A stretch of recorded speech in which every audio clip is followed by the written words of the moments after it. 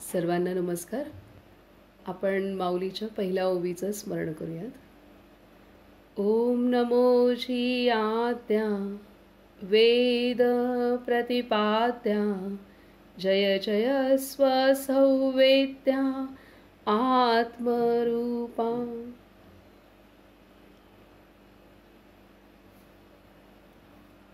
सर्वांना नमस्कार.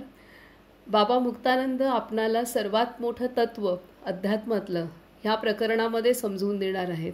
आणि ते प्रकरणाचं नावच आहे मी माझं सोडा घर नाही. तर इथे मी माझं सोडा घर नव्हे हे प्रकरणाचं नावच आहे. तर ह्यामध्ये बाबा मुक्तानंद आपणाला अध्यात्मातलं महत्त्वाचं तत्व ते म्हणजे प्रत्येक व्यक्ती आध्यात्मिक क्षेत्राशी जोडली जाते.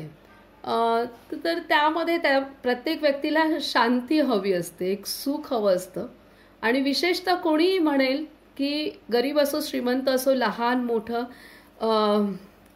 संसारी असो किंवा संसार न करणारे ब्रह्मचारी असो कोणी असो तरी त्या व्यक्तीला एक आस असते की कोणालाही आपण विचारलं काय पाहिजे तर शांतता हवी, शांती हवी.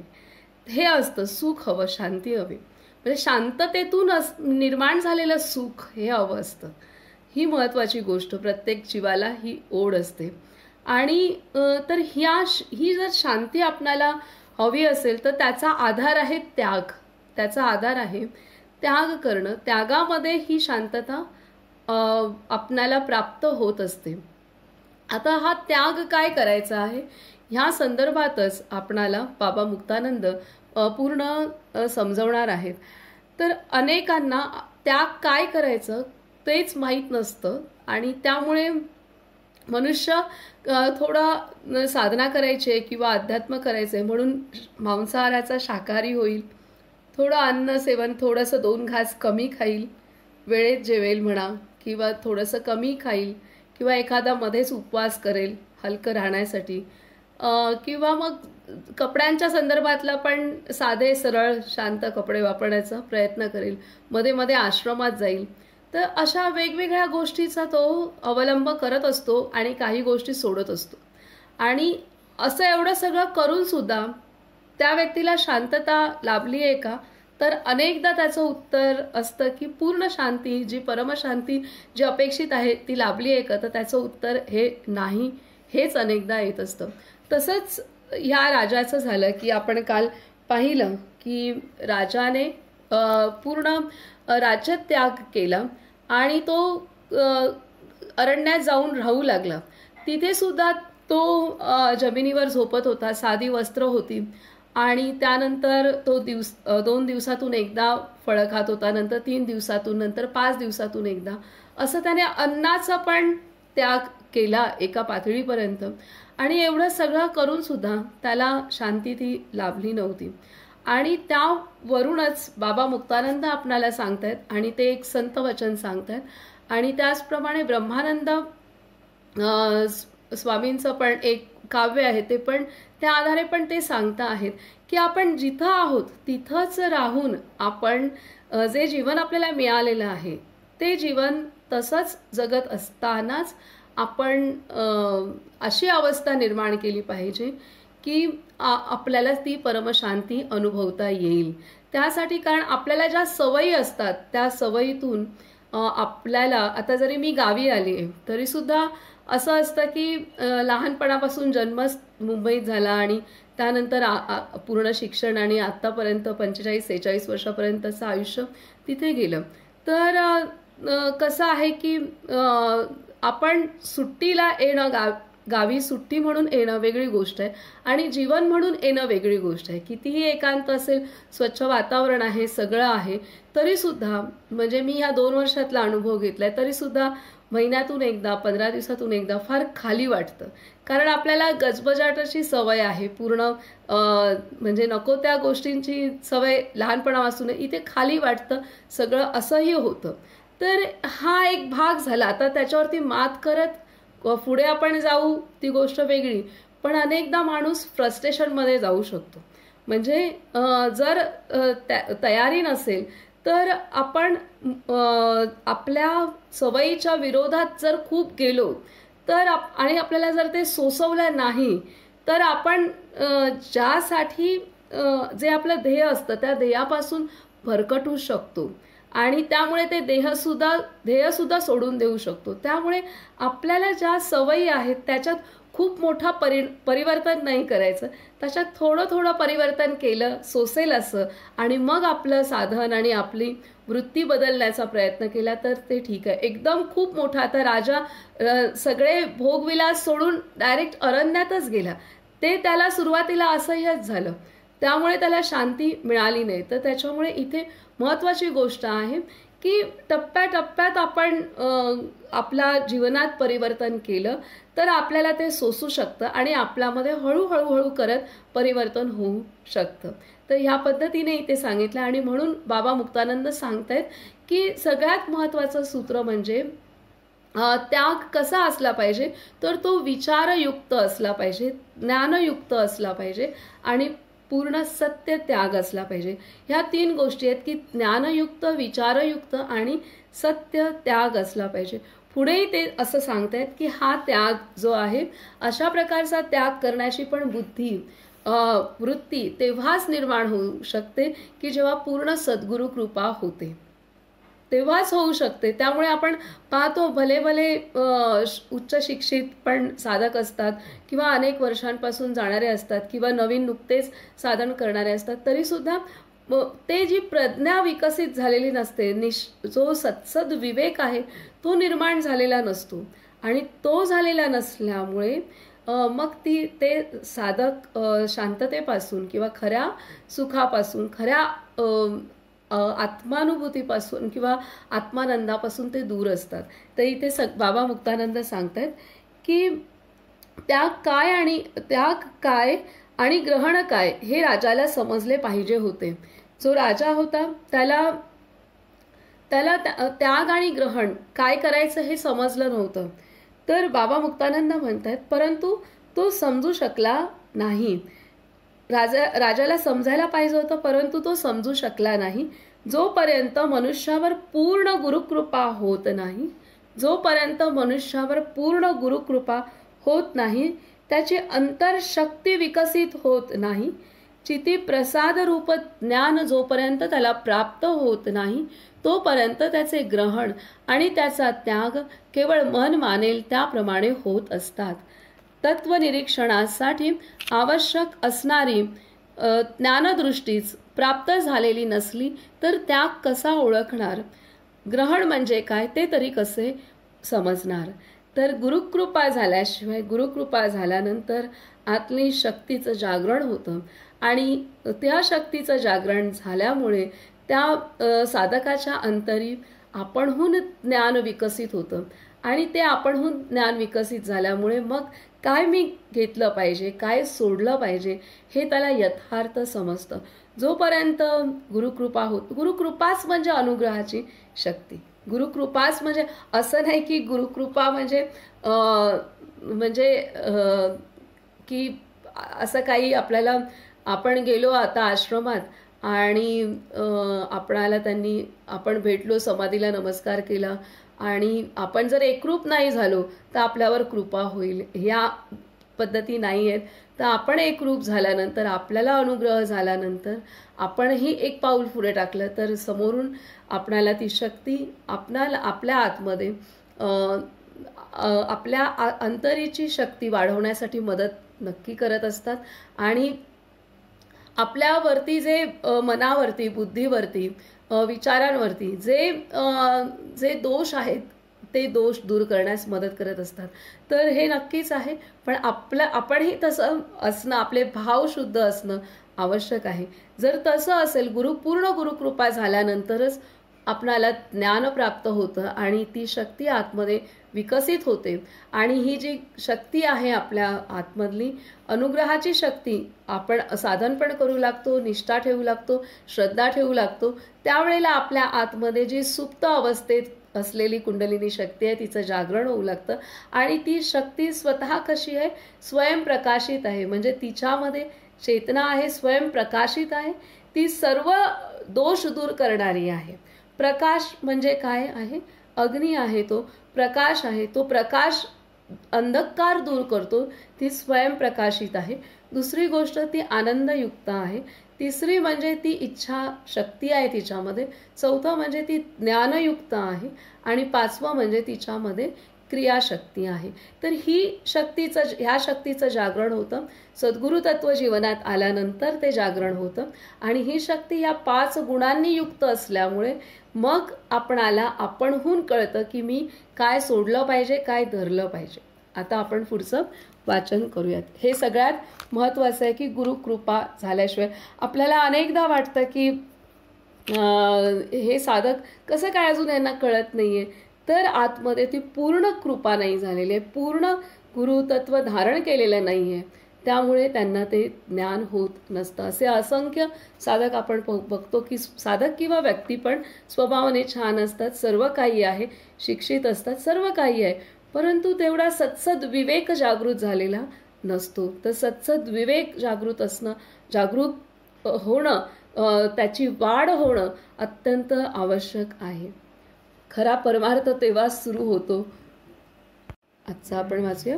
बाबा मुक्तानंद म्हणतायत पुढे की आता शिखीध्वजाचा त्याग अधिकच वाढू लागला. आता कालपर्यंत आपण आलो की शिखीध्वज राजाने म्हणजे त्याचं जेवण तो 5 दिवसात एकदा फलाहार करू लागला आणि त्याला असं वाटलं की मी एवढा त्याग केलाय तरी सुद्धा आता अजून शांती लाभत नाहीये, तर मी अजून काय त्याग केला पाहिजे. तर तो आता पुढे पाहूया आपण की आता शिखीध्वजाचा त्याग अधिकच वाढू लागला. आपल्यापाशी जे काही राहिले असेल त्या साऱ्याचा, इतकेच नव्हे तर वेळ पडली तर प्राणाचाही त्याग करायचा असा त्याने पूर्ण निश्चय केला.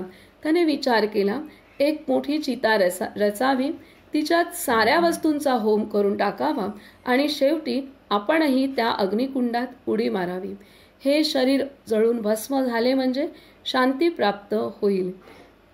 त्याने जंगलातील सारी लाकडे एकत्र करून मोठी चिता रचली आणि ती प्रदीप्त केली. मग एक वस्तू आठवून ती चितेत टाकता म्हणू लागला, हे कुटी, मी तुझ्यात बराच काळ राहिलो पण शांती मिळाली नाही. आता मी तुला अग्नये स्वाहा करीत आहे. हे कमंडलू, तू मला किती आवडत होतास. बरेच दिवस तुझ्यातून पाणी प्यालो पण शांती काही प्राप्त झाली नाही. आता तुला मी अग्नीला अर्पण करीत आहे. अशा प्रकारे त्याने आपले मृगाजीन अग्नीत टाकले. लंगोटी सोडून ती सुद्धा अग्नीत फेकून दिली. जे काही त्याच्यापाशी होते ते सारे अग्नीला समर्पण करून टाकले. आता फक्त त्याचे नग्न शरीर तेवढे बाकी राहिले. मग चितेला 3 प्रदक्षिणा करून तो आपल्या शरीराला म्हणे, माझ्या प्रिय शरीरा, तुला मी अनेक प्रकारच्या षड्रसपूर्ण अन्नाने तृप्त करता करता थकून गेलो, तरी सुद्धा तुझ्यापासून सुख काही मिळाले नाही. किती प्रकारच्या सुगंधी द्रव्यांनी तुला स्नान घालून थकलो, तरी पण तुझ्यापासून शांती प्राप्त झाली नाही. कोण जाणे किती रमणींच्या बरोबर क्रीडा केली पण सुख काही हाती आले नाही. कितीही धुतले, कितीही पोसले, कितीही शृंगारले तरी शांती मात्र मिळाली नाही.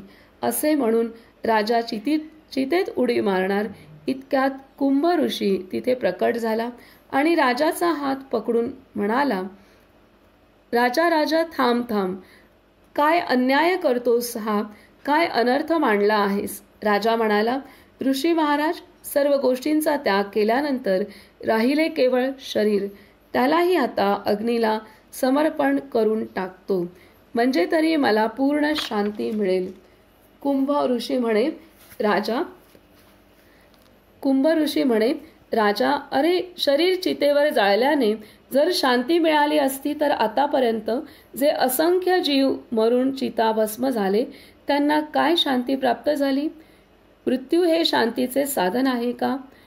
जिवंतपणीच ज्या देहात शांतीचा अनुभव घ्यायचा असतो तो देह भस्मीभूत झाल्यावर शांतीचा अनुभव कसा येणार. ज्या शरीरात जीवनमुक्तीची सुख शांती भोगायची असते ते शरीरच तू जाळून टाकायला निघाला आहेस. शरीर भस्म झाल्यानंतर शांती कुठे आणि कोण भोगणार? राजा, कशाचा त्याग करावा तेच तुला समजलेले नाही. हे बघ राजा, डोळ्यांना दिसणारे हे जे तुझे स्थूल शरीर आहे त्यात 72,000 नाडी समुदाय, 4 अवस्था, 4 शरीरे आणि पंचकोश आहेत. अनंत प्रकारच्या अनंत चमत्कृतीयुक्त यंत्रणांचे ते बनलेले आहे. माता पित्यांच्या सहयोगाने रज आणि वीर्य एकत्र येऊन ते रचले गेले आहे. त्याचा अर्धा अंश पितृवीर्यरूप आणि अर्धा मातृरजरूप आहे. अशा रीतीने दोघांच्याही अर्ध्या अर्ध्या अंशाने बनलेल्या या शरीरात त्याग करण्यासाठी तुझी स्वतःची अशी कोणती वस्तू आहे?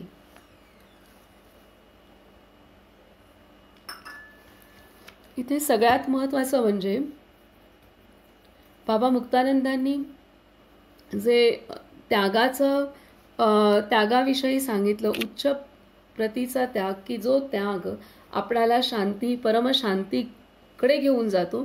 तो त्याग कसा असला पाहिजे तर ज्ञानयुक्त, विचारयुक्त आणि पूर्ण सत्य असला पाहिजे. आणि सगळ्यात महत्त्वाची म्हणजे बाबा मुक्तानंदांनी 2 प्रश्न विचारलेत, की अशी कोणती गोष्ट आपल्यापाशी आहे की जी दिली असता परमेश्वराला आपण देऊ शकतो, किंवा अशी कोणती वस्तू आपली आहे की जी आपण परमेश्वराला त्याचा देऊ शकतो, परमेश्वराची त्या गोष्टीने पूजा करू शकतो किंवा त्या गोष्टीचा त्याग करू शकतो. अशी कोणती गोष्ट आपल्याकडे आहे? तर इथे तेच राजाला तीच गल्लत झाली होती आणि आपल्या सर्वांना तीच गफलत असते. आपणाला वाटतं मी माझं घर दिलं किंवा मी माझी जमीन दिली किंवा मी आश्रमात जाऊन राहिलो किंवा मी जे जेवण जेवते तर त्याच्यात मी कमी अन्न सेवन करू लागलो किंवा शाकाहारी झालो, तर हे सर्व मांसाहार सोडला किंवा हे सर्व त्याग आपल्याला वाटतात. ते त्याग एका पातळीवरती आहेत, परंतु परमशांती जी आहे ती अनुभवण्यासाठी जो त्याग अपेक्षित आहे तो त्याग झाल्याशिवाय परमशांती आपण अनुभवू शकत नाही, आत्मशांती आपण अनुभवू शकत नाही. आणि त्यामुळेच राजाने एवढं सर्व त्याग केला होता तरीसुद्धा त्याला ती आत्मशांती अनुभवत नव्हता. मग तेव्हा राजा स्वतःला चितेमध्ये अग्नीमध्ये स्वाहा करण्याच्या तयारीत होता. इतक्यात त्याची पत्नीच ऋषीचं वेश धारण करून आली होती, कारण राजाची पत्नी पूर्ण साक्षात्कारी अधिकारी स्त्री होती आणि तिला जसं बाबा मुक्तानंदांनी सांगितलं की नीलेश्वरीचं तिला दर्शन होतं, म्हणजे सर्व ज्योतींचं तिला दर्शन होतं आणि जे नील नक्षत्राच्या सहाय्याने ती वेगवेगळ्या भागात जाऊ शकत होती आणि त्यामुळे ती अरण्यात येऊन राजाला भेटली आणि तिथे ती राजाला सांगते की तू थांब, तुला खरा त्याग कळलेलाच नाही आहे, तर तुला जे वाटतंय की सर्व मी त्याग केला आणि शांती नाही लाभत आहे आणि तुला वाटतंय आता हा देहसुद्धा, ह्या देहाचा त्याग केला तर मला शांती लाभेल, तर ती राजाला प्रश्न करते की हा देहसुद्धा तुझा नाही आहे आणि राजाला सांगते की हा देहसुद्धा माता पित्यांचा, अर्ध शरीरातलं तत्व मातेकडून आलं आहे आणि अर्ध पित्याकडून आलेलं आहे. त्यामुळे हा देहसुद्धा तुझा नाही, हा देहाचा जरी तू त्याग केलास तरीसुद्धा तुला परमशांती नाही लाभणार, कारण हा देह तुझा नाही आहे. तर जी गोष्ट स्वतःची असेल त्याच गोष्टीचा त्याग केला तर शांती लाभू शकते. त्यामुळे ह्या देहावरती सुद्धा तुझा अधिकार नाही आहे. आता ती पुढे जे सांगते ते परमार्थातली क्रीम आहे, लोणी आहे, ते ती विस्ताराने सांगते, ते आपण शांतपणे ऐकूयात. तर आता इथे ती सांगते की राजा, या शरीराचे मूल कारण असे जे रज वीर्य ते सुद्धा माता पित्यांनी सेवन केलेल्या शुद्ध अन्नाचा रस आहे. एकच मिनिट. तर इथे ती सांगत आहे की राजा, या शरीराचे मूल कारण असे जे रज वीर्य ते सुद्धा माता पित्यांनी सेवन केलेल्या शुद्ध अन्नाचा रस आहे. आधी तिने उलगडलं की हे तू शरीर समजतोयस की हे तुझं आहे, परंतु हे शरीर अर्ध तुझ्या पित्याकडून आलंय आणि अर्ध मातेकडून आलेलं आहे. त्यांच्या रज आणि वीर्यातनं ते निर्माण झालेलं आहे. आणि आता ती पुढे उलगडते ते अध्यात्मातला कळस ती सांगत आहे. आणि इतक्या सरळ साध्या भाषेत बाबा मुक्तानंदांनी इथं व्यक्त केलेलं आहे की आपण तो बघूया. राजा, या शरीराचे मूल कारण असे जे रज वीर्य ते सुद्धा माता पित्यांनी सेवन केलेल्या शुद्ध अन्नाचा रस आहे. तो अन्नरस पृथ्वीचा आहे. राजा, आता तूच सांग, या त्याग करण्यासाठी तुझी अशी कोणती वस्तू आहे? मनुष्य प्राणी भूमातेने उपजविलेले अन्न सेवन करतो, भूतलावरच विलास करतो आणि शेवटी भूमातेतच कायमचा विलीन होऊन जातो. म्हणून हे शरीर पृथ्वीमय आहे. या शरीरात परमशांत परमेश्वर आत्मारूपाने प्रवेश करून वास करीत असतो. तो देखील तू नव्हेस. या शरीरात परमशांत परमेश्वर आत्मारूपाने प्रवेश करून वास करीत असतो. तो देखील तू नव्हेस. या शरीराच्या नेत्र, कर्ण, नासिका, जिव्हा, त्वचा आदी इंद्रियांत त्यांच्या देवता वास करीत असतात, परंतु त्या देखील तू नव्हेस. आणि राजा, तू याचा त्याग करायला निघाला आहेस. यात तुझा कोणता त्याग आहे? शिवाय ज्याप्रमाणे हे शरीर पृथ्वीतून निर्माण होऊन पृथ्वीवर वास्तव्य करून शेवटी पृथ्वीतच विलीन होत असल्यामुळे पृथ्वीमयच असते, त्याचप्रमाणे ही पृथ्वी देखील जलमय आहे, कारण जलापासून ती निर्माण झाली आहे. जल अग्निमय आहे, कारण जल अग्नीपासून निर्माण झाले आहे.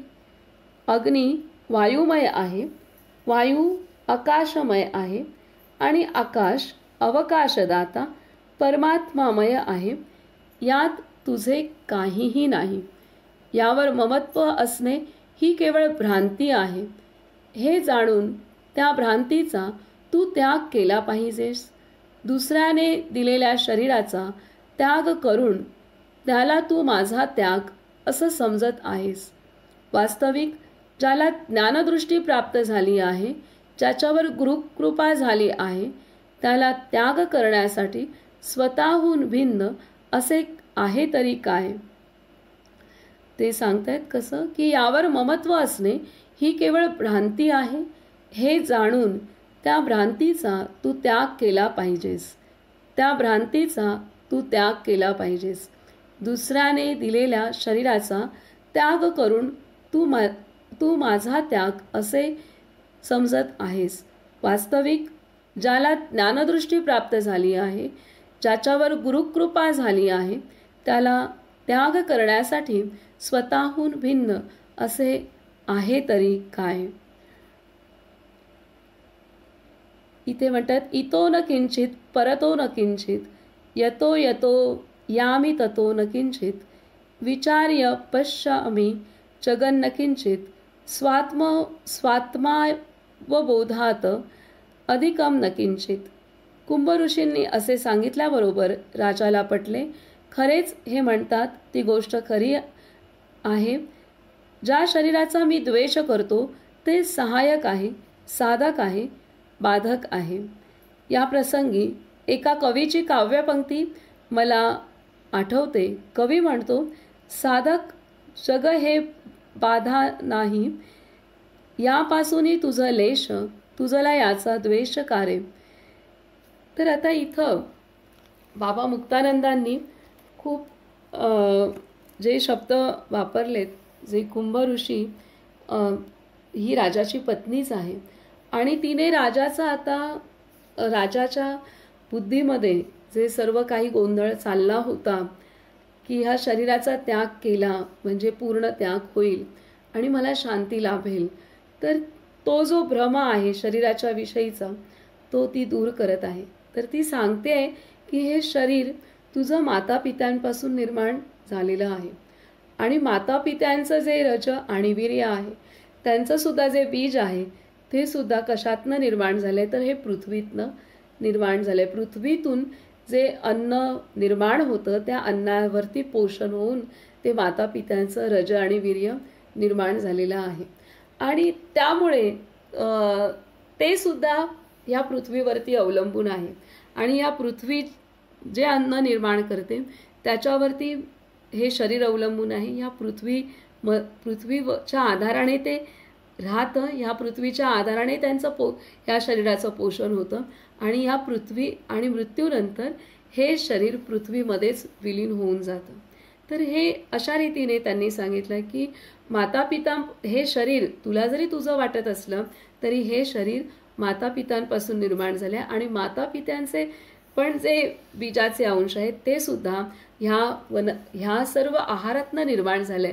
आणि हा आहार पृथ्वीतून निर्माण झालाय. आता पृथ्वी कशातनं निर्माण झाली आहे, तर ती पाण्यातनं निर्माण झाली. पाणी कशातनं निर्माण झाले, तर अग्नीतनं. अग्नी कशातनं निर्माण झालाय, तर वायूतून. आणि वायू कशातनं निर्माण झालाय, तर आकाशातून. आणि आकाश कशातनं निर्माण झालंय, तर परमात्मा शक्तीतनं निर्माण झालेलं आहे. तर अशा रीतीने ही पाचही तत्व जी आपल्याला दिसतात, ह्या 5 तत्वांवरती 5 तत्वांपासून 84 लाख जीवयोनी निर्माण होतात. आणि ह्या 5 तत्वांवरती प्रत्येकाचं शरीर आपलं अवलंबून आहे. आणि पुन्हा या 5 तत्वातच विलीन होऊन जातं. आणि ही 5 तत्व निर्माण झालीत भगवंताच्या शक्तीतनं. तर त्यामुळे ही 5 तत्व पण आपली नाही आहेत. आणि हा जो क्रम सांगितला आहे, हा क्रम जेव्हा सृष्टी निर्माण होते त्यावेळेला भगवंताला जेव्हा इच्छा होते की मला विश्व निर्माण करायचं आहे, तर त्यावेळेला जी शक्ती आहे, शिवशक्ती आहे, प्रकृती आणि पुरुष म्हणजे भगवंताचं तत्व, भगवंताच्या तत्वातनंच ही प्रकृती निर्माण होते. आणि त्या प्रकृतीतून मग ही 5 तत्व निर्माण होतात. तर तो क्रम असा आहे, पहिल्यांदा आकाश निर्माण होतं, आकाश तत्व. म्हणून आकाश तत्वामध्ये सर्व तत्व निर्माण करण्याची क्षमता आहे. आणि या आकाशातनं वायू, वायूतून मग अग्नी, अग्नीतून पाणी, पाण्यातनं पृथ्वी, अशा पद्धतीने तो क्रम आहे. आणि मग ही 5 तत्व निर्माण होतात. म्हणून इथे दिलंय की पृथ्वी सुद्धा पाण्यापासून निर्माण आहे. पाणी अग्नीपासून, अग्नी वायू आणि वायू आकाश. आणि हे आकाश तत्व भगवंताने निर्माण केलेलं आहे. म्हणजे इथे आपण जे काही आपण आपलं शरीर म्हणतो ते सुद्धा माझं नाही आहे. तर आणि ह्या शरीरामध्ये भगवंत आत्मरूपाने राहतो. या शरीरामध्ये भगवंताचा अंश आहे, तो राहतो. आणि त्याला सुद्धा आपण म्हणू हे माझा आत्मा आहे, तर ते सुद्धा भगवंताचा आहे. ही गोष्ट आहे. नाही इथे आपलं शरीर आहे, नाही इथे आपण जे आत्मतत्व म्हणतो ते सुद्धा पूर्णतः भगवंताचंच आहे. त्यामुळे इथे कुठलीच गोष्ट खरं तर माझी नाही आहे. इथे बाबा मुक्तानंद सांगतायत किंवा राणीच ऋषीच्या वेशात सांगते, तुझं काय आहे तर तुझी भ्रांती तुझी आहे. जो भ्रम आहे ना, हे मी आणि माझं, ही भ्रांती केवळ तुझी आहे. बाकी सर्व परमेश्वर आहे, बाकी सर्व भगवंताचं आहे. हे आहे, ही भ्रांती केवळ तुझी आहे, मी आणि माझ्याची भ्रांती. आणि ह्या भ्रांतीचा तू त्याग कर. ह्या भ्रांतीचा तू त्याग कर की हे मला माझं शरीर वाटतंय, मला माझं मन वाटतंय, मला माझा आत्मा वाटतोय, मला माझं घर वाटतंय, माझी जागा वाटते. तर हे जे आहे मी आणि माझं, ही भ्रांती, हा भ्रम आहे, ह्याचा तू त्याग कर, हे ते सांगतायत. आता आपण पुढे वाचूया.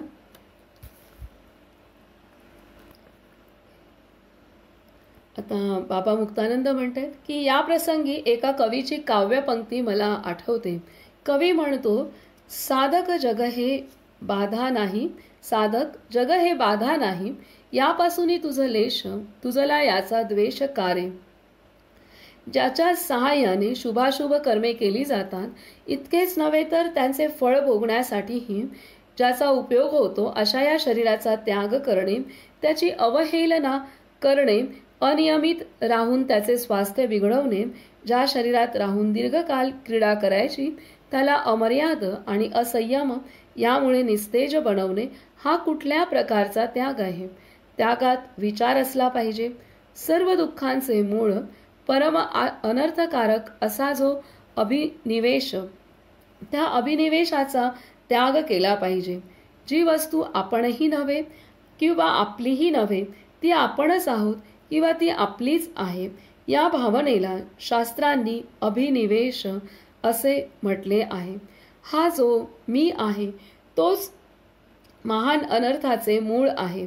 यानेच शिवाला जीव मानले आहे. सुखाला दुःखरूप बनवून दाखविले आहे. हा अहम नष्ट होऊन अहमच्या ऐवजी सोहम प्रगट झाला तर मग त्याग करायला राहिलेच काय. सारे जग तर चितिमय आहे. अकारण त्याग, अशास्त्रीय त्याग शांतीऐवजी भ्रांती निर्माण करतो. यासाठी सिद्ध विद्यार्थ्यांकरिता एका संत कवीचे काव्य देत आहे. तर इथं मुख्य सांगितले की अभिनिवेश. अभिनिवेश म्हणजे मी आणि माझं, म्हणजे ती गोष्ट. आता आपण ह्या देहात आहे तर आपल्याला शरीराला वेदना होतात, तेव्हा वाटतं मलाच वेदना झाली. कारण आपण इतके तादात्म्य पावतो, इतके एकरूप होतो शरीराशी, की असं वाटतं मी म्हणजे शरीर. माझ्या मनाला दुःख झालं, दुखावलं कोणी, तर असं वाटतं की मी दुखावले गेले, मला दुःख झालं, तर मन म्हणजे मी असं वाटतं.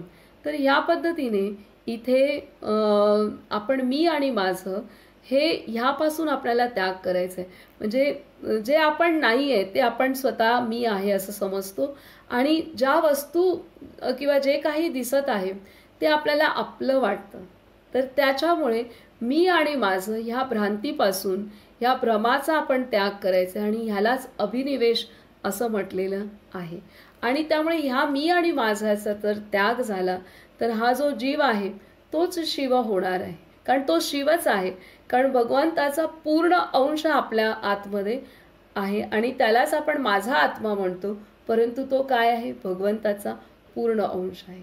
अंश जरी असला तरी तो पूर्ण शक्ती, ज्ञानयुक्त आणि पूर्ण गुणांनी युक्त असलेला तो अंश आहे. त्याच्यामुळे मला जेव्हा मी आणि माझं संपतं तेव्हा मग माझा आत्मा सुद्धा कोण आहे? तर तो आहे. माझा आत्मा सुद्धा भगवत रूप, भगवंतच आहे, परमात्मा शक्तीच आहे हे होतं. आणि त्यामुळे जीवाचा शिव होतो. सोहम, मी तो आहे हे होतं.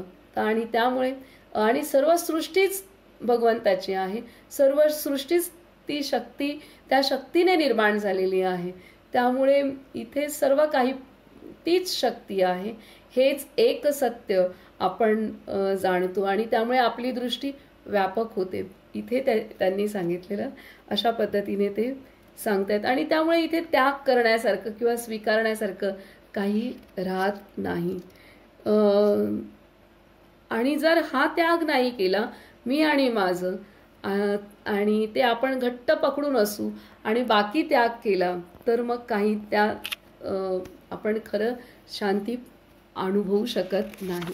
पुढे म्हणतात, आता इथे त्यांनी काव्य दिलेले आहेत काही. तर ते आहे, नहीं मिले धन त्यागे, नहीं मिले रामजी जान तजे, नारायण तो मिले उसी को जो देह अभिमान तजे. आता इथे ते सांगतात की त्यामुळे काही सोडायचं किंवा धरायची आवश्यकता नाही आहे. जे आहे, ज्यात आहे ठेवले अनंते तैसेची राहावे, चित्ती असो द्यावे समाधान. जे जसं ठेवलंय, जसं आहे त्यामध्येच आपण सर्व काही साधू शकतो, जर मी आणि माझं याचा त्याग केला तर. आणि आपल्या संतांनी ते प्रत्यक्षात करून दाखवलेलं आहे. तर इथे काही पंक्ती आहेत ते आपल्याला सांगतात की या उपदेशाच्या. तर अशा आहेत, नहीं मिले धन त्यागे, नहीं मिले रामजी जान तजे, नारायण तो मिले उसी को जो देह अभिमान तजे, सुनदार या कुटुंब त्यागे, या अपना घरबार त्यजे, नहीं मिले प्रभु कदापि, जगत का सब व्यवहार तजे, कंदमूल फल खाए रहे और अन्न का भी आहार तजे, वस्त्र को त्याग नग्न हो रहे और परही नार तजे, तो भी हरि नहीं मिले यह त्याग, तो भी हरि नहीं मिले यह त्यागे, चाहे अपने प्राण तजे। नारायण तो मिले उसी को, नारायण तो मिले उसी को,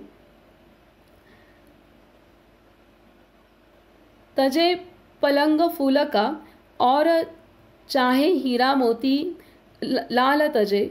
जात को अपनी तजे, कुलक की सारी चाल तजे। वन में निशिदिन विचरे और इस दुनिया का जंगल तजे। देह भी अपनी जलावे, शरीर का भी ख्याल तजे। ब्रह्म ज्ञान नहीं हो तो भी चाहे वो अपना जान तजे। नारायण तो मिले उसी को, रहे मौन बोले नहीं मुख से। अपनी सारी बात तजे, बालपण से योग ले। तात तजे या पात तजे, शिखा सूत्र त्याग कर दे और उत्तम अपनी मात तजे। शिखा सूत्र त्याग कर दे और उत्तम अपनी मात तजे। कभी जीव कुना मारे, घात तजे अपघात तजे। इतना तजे तू क्या होए, जो देह का नहीं सुमान तजे। नारायण तो मिले उसी को, रहे रात दिन खड़ा ना सोवे। पृथ्वी को भी शयन तजे। कष्ट उठावे रहे बेचैन और सारी चैन तजे। मीठा होकर सबसे बोले, कड़ुए अपने बेत तजे। इतना त्यागे देह अभिमान नहीं। दीन रे तजे, बनारसी कहे उसे मिला नहीं। चाहे सकल जनन तजे, नारायण तो मिले उसी को। तर इथे अशा पद्धतीने सांगतात बाबा मुक्तानंद म्हणतात की सिद्ध विद्यार्थ्यांसाठी हे एक प्रामाणिक काव्य आहे. वास्तविक विवेकहीन त्यागच एक महाभोग आहे. विवेकहीन त्यागच एक महाभोग आहे. हे सर्व काव्य थोडंसं इतकं काही गोष्टी लक्षात आल्या, काही लक्षात नाही आल्या. थोडी हिंदी भाषा पण वेगळ्या पद्धतीने आहे. तरी आपण हे पुढचं वाचूया म्हणजे आपल्याला लक्षात येईल. इथे महत्त्वाची गोष्ट म्हणजे मी आणि माझं ह्याचा त्याग करणं हेच मोठं सांगितलेलं आहे. बाबा मुक्तानंद सांगतात, सिद्ध विद्यार्थ्यांसाठी हे एक प्रामाणिक काव्य आहे. वास्तविक विवेकहीन त्यागच एक महाभोग आहे. उलट विवेकयुक्त भोग देखील महात्याग आहे. परमात्म्याला आपल्याहून अभिन्न अशा आपल्या महिम्याने हे व्यावहारिक जग रचण्याचे काय कारण होते? कोणत्या हेतूने हे रचले गेले? हे जग कुणासाठी आणि का रचले गेले? ते रचून काय करायचे होते? याचा विमर्श केल्याशिवाय कोणी सिद्ध विद्यार्थी अशास्त्रीय त्याग करू लागला तर तो त्याग अयोग्य म्हणावा लागेल. या विश्वाचे सत्य ज्ञान नसल्यामुळेच मानव समाज दुःखी झाला आहे. जर चिती क्रीडा रूप विश्वाचे पूर्ण ज्ञान झाले तर प्रपंचच परमार्थ बनेल. परमात्म्याने रचलेले हे आत्म्याहून अभिन्न जगत परमात्म रूपच आहे. कारणाहून कार्य भिन्न असत नाही. हा सतर्क वेदांताचा सिद्धांत आहे. कार्यात कारणच सामावलेले आहे. काही शास्त्रकारांचे असे म्हणणे आहे की जगत मिथ्या आहे, शुष्क आहे, रसहीन आहे आणि बंधनकारक आहे. कोणी प्रपंच सोडून केवळ जिज्ञासेने थोडासा परमार्थ मार्गाला जाऊ लागला तर त्यालाही संसार रसहीन आहे, मिथ्या आहे, मर्त्य आहे हाच धडा शिकवला जातो. त्यामुळे तो देखील त्यानंतर हा संसार शुष्क आहे, रसहीन आहे, मर्त्य आहे असेच निरंतर मनन करत बसतो. दृष्टी सृष्टी न्यायानुसार ही किती अनर्थकारक गोष्ट आहे. मनुष्याची सृष्टी त्याच्या दृष्टीनुसार असते. मूल रडू लागले की त्याला कुठल्या तरी कोपऱ्यात भूत असल्याची भीती दाखवल्यासारख्या काही अनिष्ट रूढी व्यवहारात पाहायला मिळतात. हे भूत मुलांसाठी आईने कल्पनेनेच निर्माण केलेले असते, पण त्याची भीती मात्र त्याच्या मनात कायमची बसून जाते. विदेशी मंडळीत अशा प्रकारची भीती दिसून येत नाही. कारण परदेशात मुलांना अशी खोटी भीती दाखवली जात नाही. त्याचप्रमाणे काही कारणास्तव शास्त्रकारांनी जरी हे जग मिथ्या, वृक्ष, रसहीन, शुष्क आहे असे म्हटले तरी वास्तविक हे जग तसे नाही. ते केवळ चितीचा विलास मात्र आहे. अनंत चमत्कारांनी भरलेले हे विश्व रचण्याची एका चितीच्या सामर्थ्या वाचून इतर कोणाची ताकद आहे?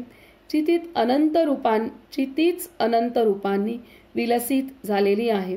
अशा या चितीमय जगात राहून चितीला विषम रूपात पाहणे आणि समजणे यालाच विपरीत ज्ञान किंवा भेद ज्ञान म्हणतात.